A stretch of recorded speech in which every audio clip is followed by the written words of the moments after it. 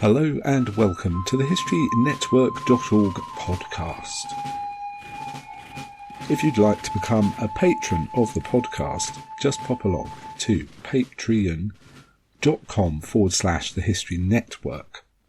Thank you to all our patrons who make this podcast possible. The HistoryNetwork.org podcast, Season 32, Episode 3, The Battle of Poitiers. This episode was written by Murray Darm. Murray is an ancient and medieval military historian from New Zealand.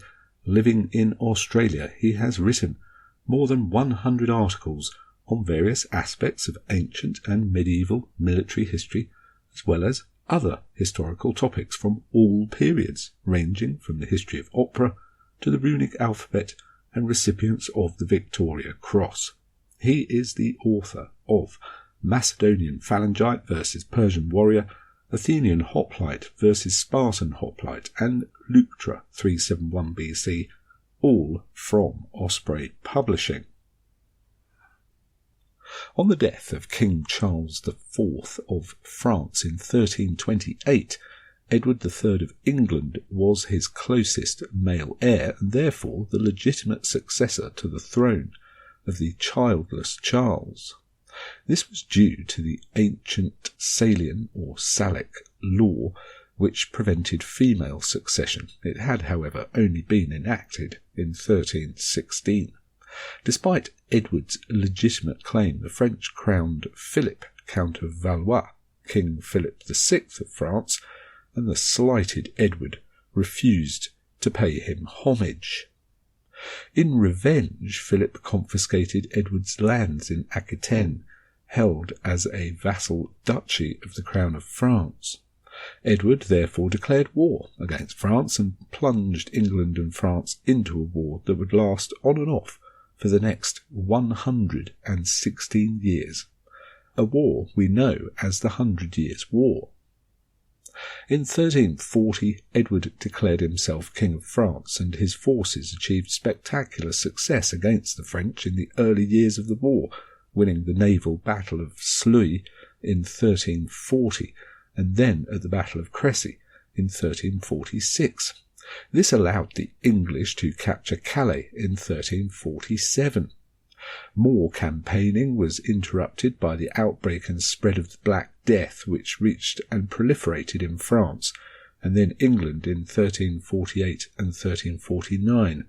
Philip VI died in 1350, to be replaced by his son, who became King Jean II, or King John, known as Le Bon, the Good. French manoeuvres against English Gascony were renewed in 1352, and a new campaign by English forces in France was planned in 1354, one to be led by Edward's eldest son, Edward the Black Prince. His campaign would culminate in one of the greatest and most significant victories of English forces against the French during the 100 Years' War at Poitiers in Aquitaine, western France, in September 1356. We have a relatively large number of sources for the campaigns of the Black Prince and the Battle of Poitiers, but none of them provides a complete picture. All have the usual issues of bias and reliability which must be resolved, and we are left with multiple partial pictures, some of which contradict one another. Nonetheless, we can with care use them all to create a relatively certain picture. Edward landed with his relatively small force, no more than 4,000 men, in Gascony in September 1355. He was reinforced with local troops, bringing his strength up to approximately 8,000 men. His immediate plan was a large raid at Grand Chevauché, from Bordeaux to Narbonne, plundering indiscriminately and burning towns along the outward and return journeys. More than 500 were put to the torch. It was a brutal strategy aimed at depriving the French crown of revenue and of provoking them. French forces avoided challenging Edward to open battle, however. The English returned to friendly territory for the winter, but small raids began again in the new year and in spring 1356. More reinforcements arrived, and Edward left on a new raid, which would take him northeast towards Bourges.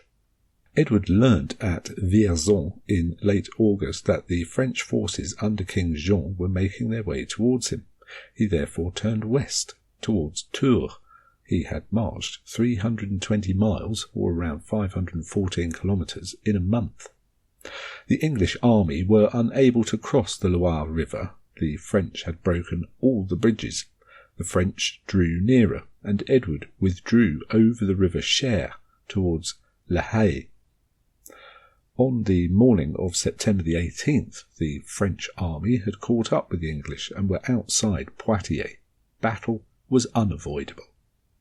Being a Sunday, the battle would be fought on the following day. This gave the English time to reinforce their position and the French time to gather more reinforcements themselves.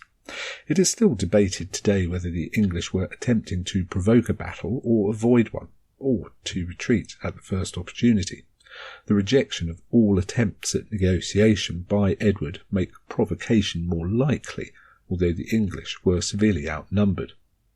The confidence of their successes up to that point, and the confidence of and in Edward, also had a part to play. The position the English army had taken up was also defensively very strong. Despite this, the exact location of the Poitiers battlefields remains in doubt. The French had caught up with the English army south of Poitiers on the banks of the river Meurson, but Edward was able to find ground which was defensible and not the open plains of most of the area. One source tells us this was 1 league, 5.5 kilometres, from Poitiers, another 2 leagues, so there is imprecision. The specific fields of Valois and Maupertuis are also mentioned. The hedges, marshes, vines and bushes of the English position have long since disappeared, so locating it remains problematic. The French chronicler Jean Froissart tells us that the position was a length of road strongly protected by hedges and bushes, and they have lined the hedge on both sides with their archers. Other sources, such as Geoffrey le Baker, mention a dense wood, a marsh and a ditch. Others combine all of these features. The French would be able to charge downhill most of the way towards the English, although the last stretch to the English lines turned uphill slightly. Edward laid out his forces in 3 divisions or battles, as was standard practice at the time. Froissart tells us that they were only in 1 division. Each was commanded by an experienced man. Thomas de Beauchamp, Earl of Warwick, on the left, William de Montague, Earl of Salisbury, on the right. Edward himself commanded the centre battle and was accompanied by his close friend and skilled military strategist, Sir John Chandos. Edward also took advantage of the terrain, drawing up his men behind a hawthorn hedge in which there were 2 gaps. This meant there were only 2 routes of attack for the French. According to Froissart, the archers were in a harrow formation, probably an open wedge with the point towards the enemy. The archers may have been deployed up to 7 ranks deep. The standard English tactic was for the men-at-arms to dismount and fight on foot, although Edward had some horses at the ready. The French also arranged their men in 3 battles, according to Froissart, each with 16,000 men, giving 60,000 in total, although some accounts only mention 11,000 men. Some modern accounts accept the lower number, or a larger one at 26,000 men in total. Regardless, the English were heavily outnumbered. Some reconstructions have 4 battles of French, a vanguard and 3 others. Froissart talks of 300 mounted men being detached to make an initial charge. Other sources number this force at 500. With this vanguard was the Constable of France, Gauthier de Brienne, the exiled Duke of Athens. His troops included a force of crossbowmen, or arbalesters, because they were armed with the arbalest, a later heavier version of the crossbow. The French too dismounted most of their men-at-arms and advanced on foot. The memory of the devastation wreaked by English longbowmen on the mounted French knights at Crécy only 10 years earlier would have been relatively fresh in their minds. This memory may also explain the decisions taken by King Jean during the battle.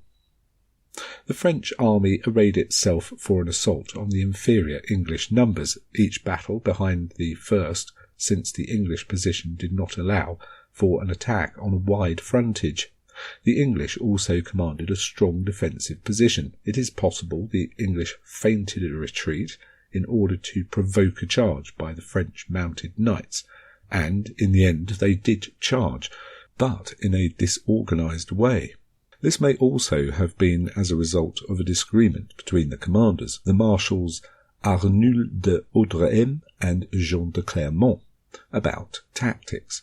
The French knights therefore charged at the English lines in two groups at two separate points. D'Haudrehem charged Edward's battle, while Clermont charged towards Warwick's. These charges proved disastrous and were driven back by English archers. Clermont was killed, as was the constable Brienne. D'Haudrehem was captured. The first French battle of dismounted men-at-arms then advanced, led by the Dauphin of France, Charles, the teenage Duke of Normandy, along with the Duke of Bourbon. Despite interruptions from the repeating vanguard, these fresh troops engaged the English infantry. They were peppered with archery fire, which must have taken a great toll of their number, but they managed to reach the English lines. In hard fighting, more of the French leadership fell, and the standard-bearer of the Dauphin was captured. King Jean was dismayed at the defeat of his second battle and ordered his 3 sons, including the defeated Dauphin, away from the battlefield. This was probably demoralizing to the French, and the Duke of Orléans, the 21-year-old brother of the king, also retreated with his battle at that moment or soon after. Some saw this retreat as the Duke fleeing from the battlefield, but he may have been ordered to do so just as the king's sons had been. This action robbed the French of a large number of troops, but those remaining probably still outnumbered the English. Contemporary chroniclers recorded that this decision robbed the French of the chance of victory. Some among the English thought that this was a general French retreat, and they charged in pursuit, but they soon learnt of their mistake, and a very few English knights were captured, the only ones to fall to such a fate that day. The delay in Jean's reorganisation probably also gave English troops a chance to rest. The remaining French troops joined with King Jean's battle and advanced. This battle was therefore larger and consisted of the remaining troops, including some crossbowmen who had been in the Constable's battle. By this point in the conflict, one which had been raging for perhaps 3 hours, longer than most medieval battles, the English longbowmen were running short of arrows because they had little impact on the king's battle as it advanced. Edward drew his men into a single division. This may be where Froissart's error of a single battle comes from. The forces with Jean were largely fresh, whereas the English had been fighting for most of the battle. Edward now ordered a small force of 60 men-at-arms and 100 archers to mount so that they could encircle the advancing French. This decision implies that this had been part of Edward's battle plan all along. The men's horses would need to be nearby, harnessed and ready. Coming so late in the battle also implies that Edward did not have the numbers to detach his force at the start of the battle, and so needed to await the later phases of the battle before enacting such a plan. This force was commanded by the Captal de Buch, Jean de Grailly, and his force made its way around a small hill out of sight of the French. The English archers, their arrows spent, joined the infantry armed with daggers and swords. The Captal de Buch charged the flank of the French as they reached Edward's lines, and this combined attack on 2 fronts finally broke the French, superior numbers or not. The bearer of the Oriflamme standard, Geoffrey de Charny, fell with the standard, and this signalled the last gasp of the French. King Jean himself was captured, and the remaining French fled the field, pursued by the English, eager for prisoners and ransoms. Many fled to Poitiers itself, with the English and Gascons on their heels, but the gates to the town were shut and many French massacred outside. The defeat at Poitiers was even more devastating than Crécy had been for the French. The French lost approximately 2,500 men-at-arms, where the English lost only 40. Casualties among less notable troops must have been much higher, and we are not even given the numbers of wounded. The capture of King Jean and many knights of note was also humiliating. Jean would be held captive until 1360 before being ransomed, and his capture led to the Peace of Bretigny in 1360, where the English laid aside claims to the French throne but gained larger possessions in Aquitaine and Calais. The Battle of Poitiers was not won by the longbow, but this weapon was an important part of the successful defensive tactics of Edward. In addition to the defensible positions, which could not be attacked by the superior numbers of the French in one body, Edward's cavalry encirclement must have been part of his thinking from the start.